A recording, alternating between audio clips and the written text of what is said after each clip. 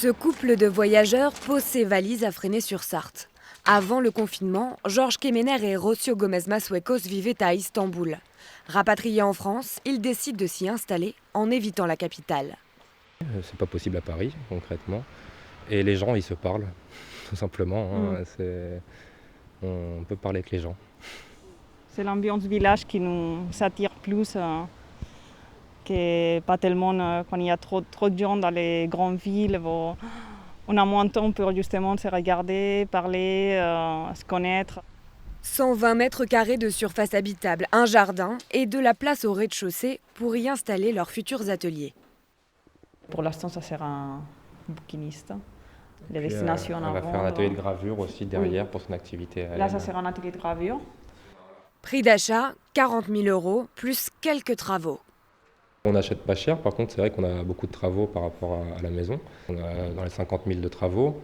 Du coup, refaire la toiture, réaménager un petit peu les pièces, changer les fenêtres et voilà, la chaudière. Le début d'une vie d'artiste paisible. Et un nouveau souffle pour la commune de Fresnay et ses 3000 habitants. Ici, on est au Bourgneuf. Alors, le Bourgneuf, c'est le quartier 19e des Tisserands. Et en même temps, c'est ce qu'on appelle le Petit Nice, ici. Donc, vous avez la rivière, vous avez les vieilles maisons, vous avez les falaises. Et c'est vrai que toutes les maisons ont été construites sur les falaises. Et ça donne un charme pittoresque et un endroit très vacancier toute l'année. Ce décor bucolique attire une population plus jeune. Une aubaine selon la maire. Premier intérêt, c'est de ne plus voir de maisons vides.